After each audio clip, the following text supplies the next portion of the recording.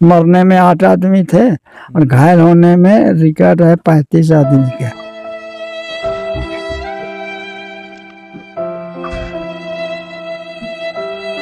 नमस्कार, आप देख रहे हैं न्यूज धरातल। इस वक्त मैं खड़ा हूं झारखंड खूंटी जिला अंतर्गत तोरपा प्रखंड के लोहाजिमी गांव में, और यहीं पर बगल में ही एक कारो नदी बहती है, जहां पर अंग्रेजों के जमाना से ही एक परियोजना धरातल में उतारने का प्रयास किया जा रहा है, जिसका नाम है कोयल कारो परियोजना, जो अभी तक सिर्फ कागजों में ही है, जमीन में धरातल में ये उतर नहीं पाया है। इसका इतिहास यदि देखिएगा तो बहुत खतरनाक भी है और बहुत लंबा इतिहास है। इसमें अनेकों लोग शहादत भी दिए हैं। इस परियोजना को रोकने में बड़े बड़े आंदोलन हुए। उसमें जो है एक बार पुलिस के द्वारा गोलीबारी की घटना को भी अंजाम दिया गया था, जिसमें 8 लोग शहादत को प्राप्त हुए थे। दिन था 2 फरवरी 2001।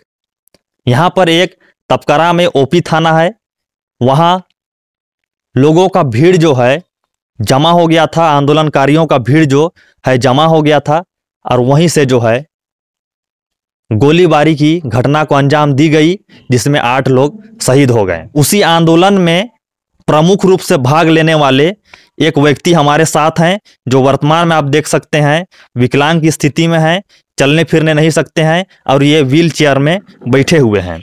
हम इनसे बातचीत करने का प्रयास करेंगे कि आखिर क्या था ये कोयल कारो परियोजना, जिसको लेकर इन्होंने जो है इतना बड़ा आंदोलन किया। आखिर ये किस तरह का परियोजना था कि लोग इसमें शहादत देना पसंद किए, लेकिन इसको जमीन में धरातल में उतरने नहीं दिया।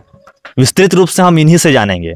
हमारे साथ सोमा मुंडा जी हैं, जो उस समय इस विस्थापनकारी परियोजना का विरोध कर रहे थे। बताया जाता है इस परियोजना को यदि धरातल पर उतार दिया जाता तो हजारों लाखों लोग बेघर हो जाते, 200 से अधिक गांव जलमग्न हो जाता, और अनेकों लोगों को यहां से विस्थापित होना पड़ता।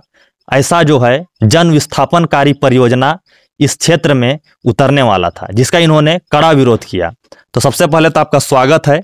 क्या नाम है आपका, एक बार अपने मुख से बता दीजिए। छोड़ दीजिए। मेरा नाम इसको छोड़ दीजिए। सोमा मुंडा है। कितना उम्र हो गया आपका? मेरा उम्र ये सितंबर में 66 साल हो गया। 66 साल की 86 साल? ओह 86 साल। 86 साल हो गए। 86 साल करीब 10-12 दिन हो रहे हैं। मेरा और दर्शकों का भी प्रश्न होगा कि ऐसा क्या चीज था इस परियोजना में, कोयल कारो परियोजना में, जिसका आप लोग विरोध कर रहे थे? क्या होता है अगर ये जमीन पर उतर जाता तो?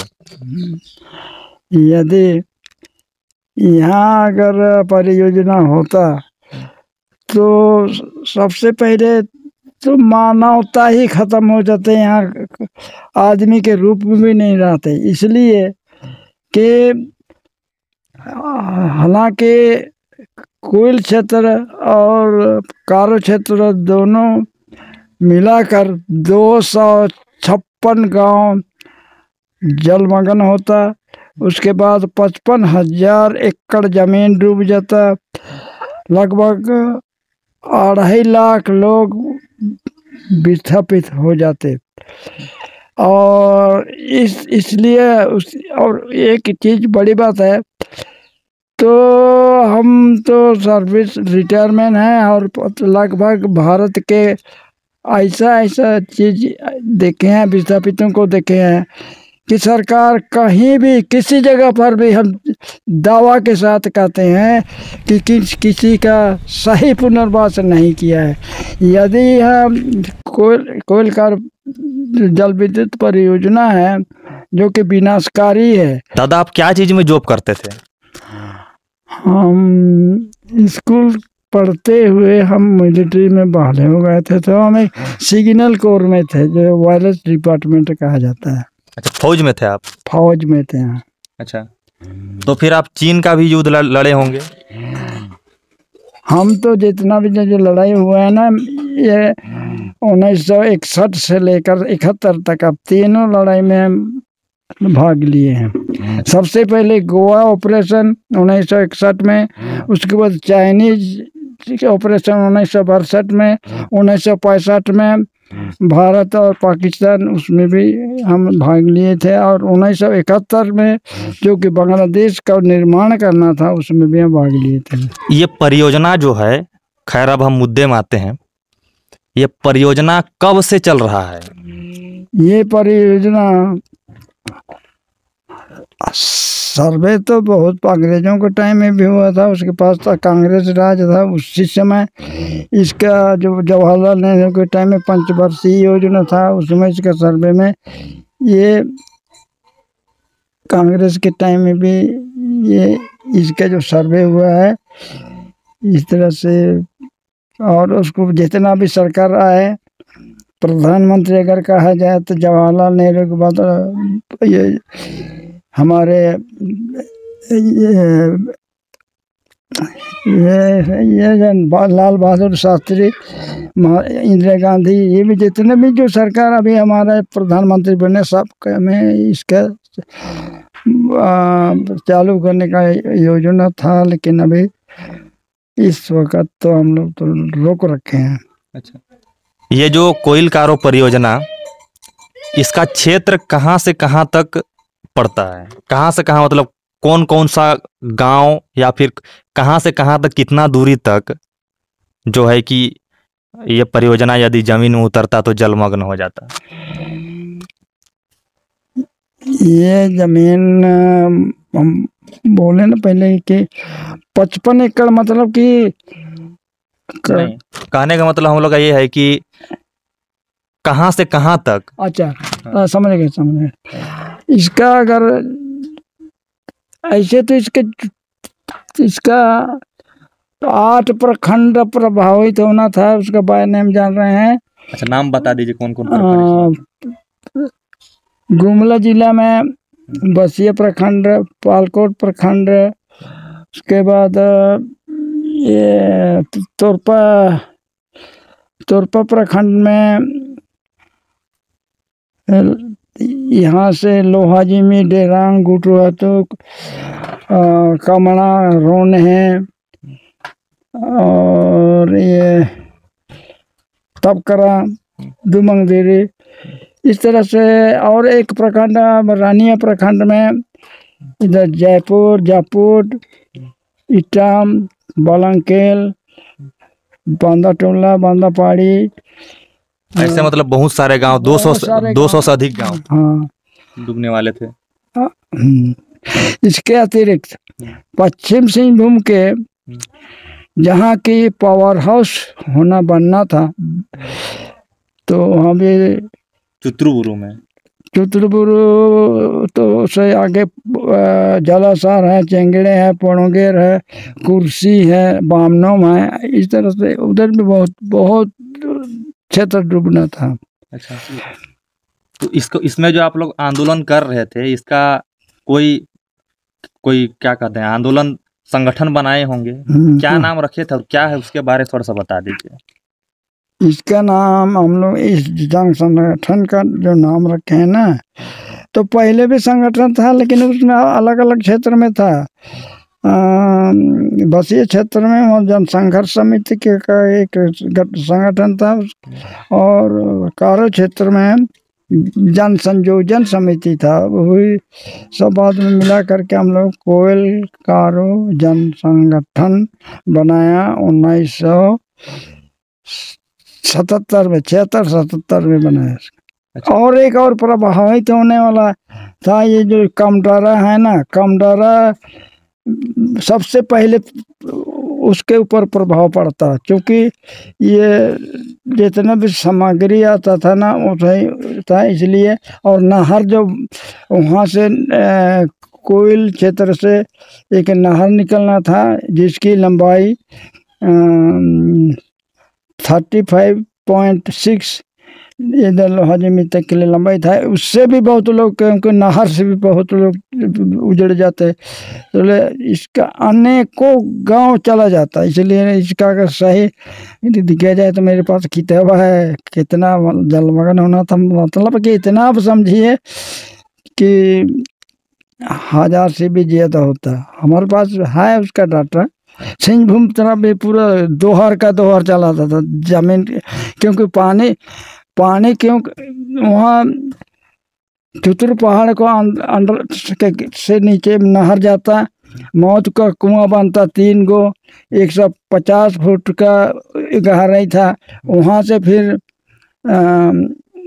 दो एक कुआं से दो नहर करके मैंने टरबाइन को चलाने के लिए, तो उधर भी बहुत ही इसका मैंने गिनती नहीं है, इतना बहुत ही विनाशकारी वाला योजना था।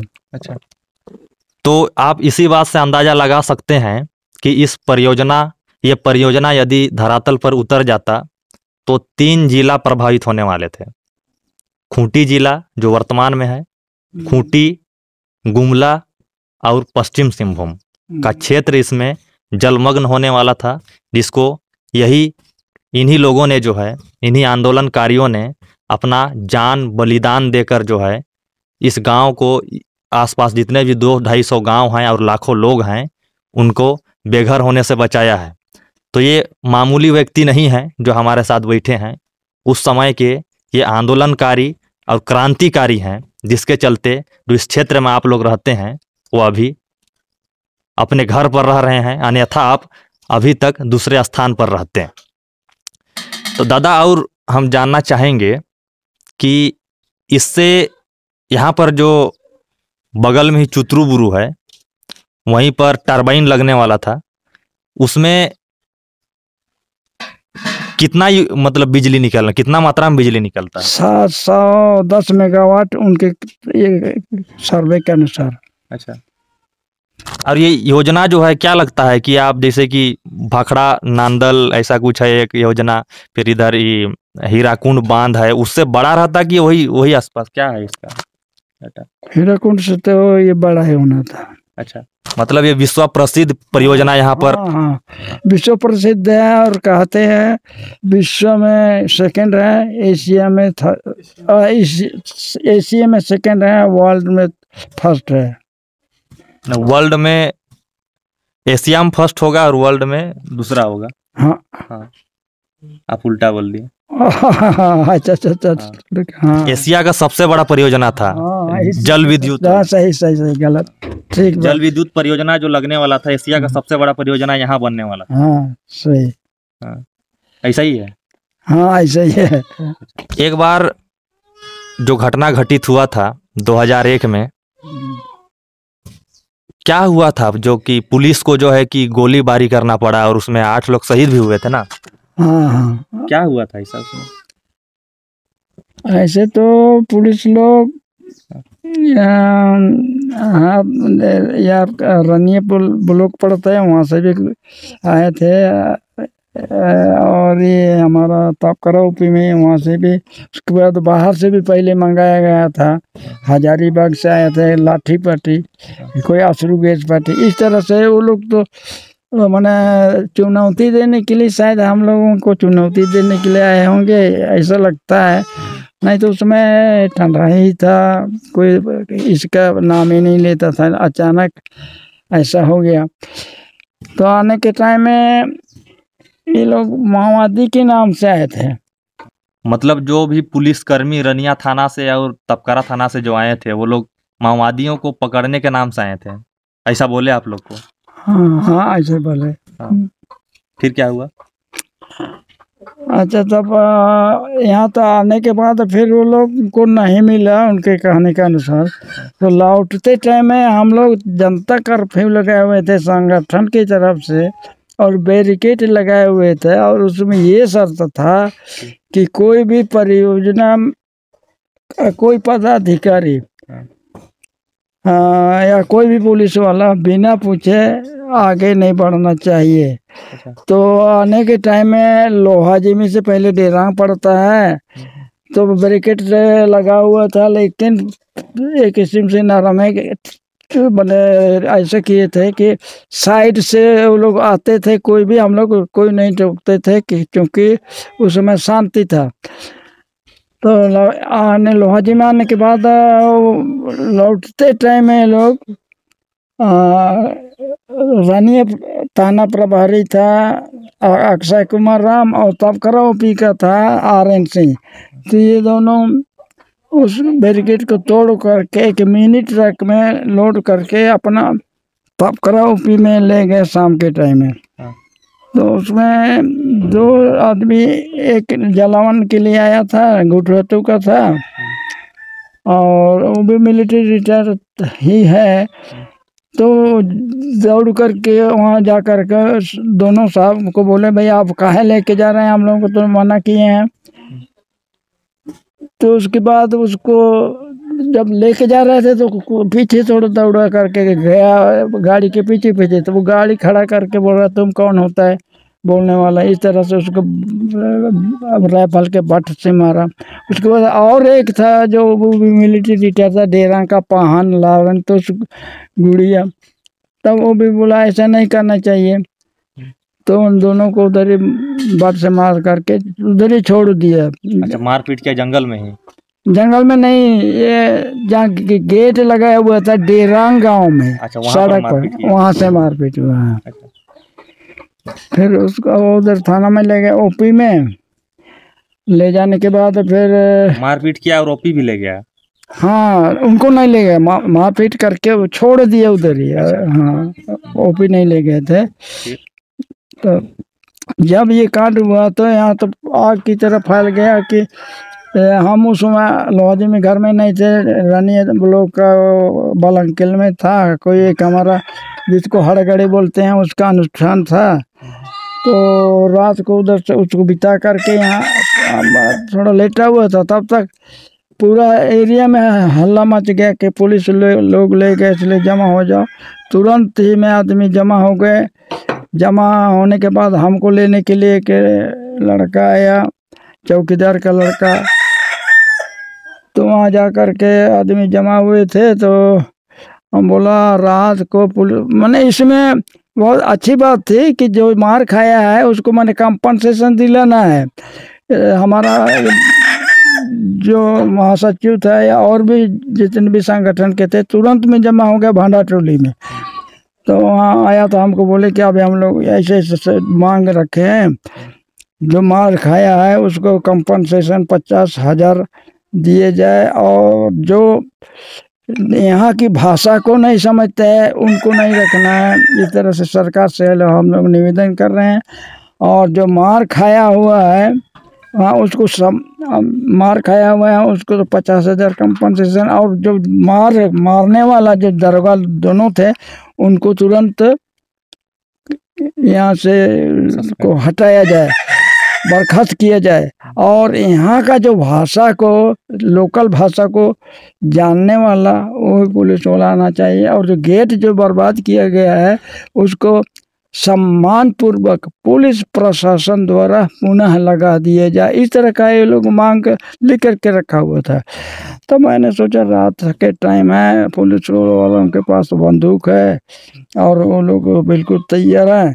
तो मैंने समझाया, देखिए रात को पुलिस कैंप में जाना या उनसे छेड़छाड़ करना खराब बात है। हम लोग कल 2 तारीख को, ये कांड तो हुआ था 1 फरवरी को, लेकिन हमने मना कर दिया। कल हम लोग दिन में 10 बजे या 9 बजे थाना में जा कर के बात करेंगे, इसलिए मैं रात को बर्खास्त करा दिए।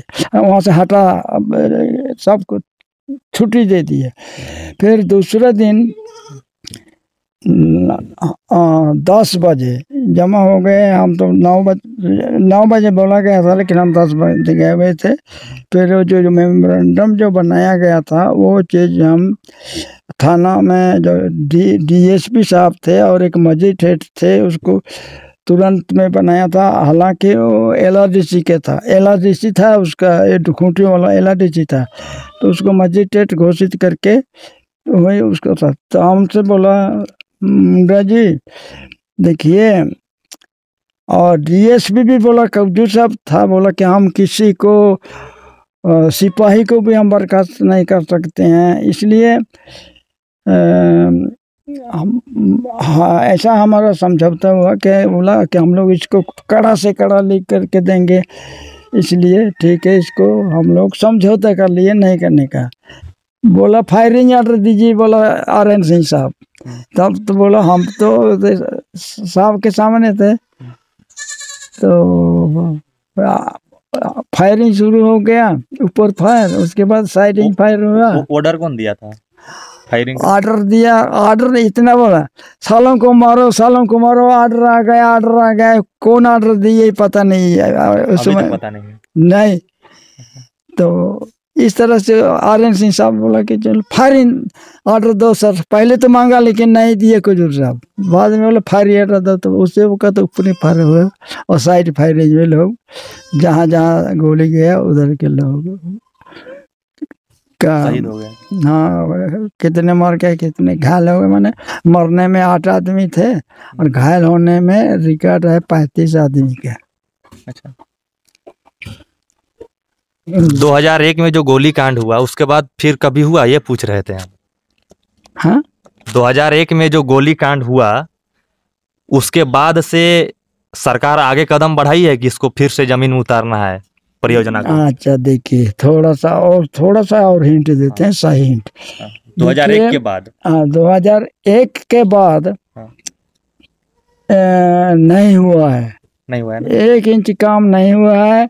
तो आप क्रांतिकारी और आंदोलनकारी सोमा मुंडा को सुन रहे थे। इन्होंने जो है इस विनाशकारी और विस्थापनकारी परियोजना का किस तरह से विरोध किया था और कितने कितने लोगों ने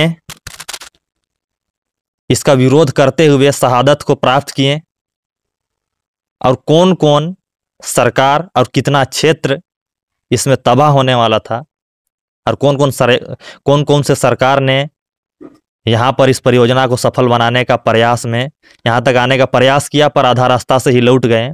ऐसे अनेक तमाम जानकारी हमें प्रदान किया। इसके लिए हम इन्हें तहे दिल से धन्यवाद कहना चाहेंगे। और भी लोगों का इन्होंने नाम लिया, जैसे कि जो मारपीट का शिकार हुए थे, रनिया थाना प्रभारी उस समय के, और तोरपा ओपी के जो प्रभारी थे 2001 के समय, उनके द्वारा जो मारपीट का शिकार हुए थे, उन लोगों से भी हम मिलना चाहेंगे। वीडियो बहुत लंबा हो गया है, हमें भी लग रहा है।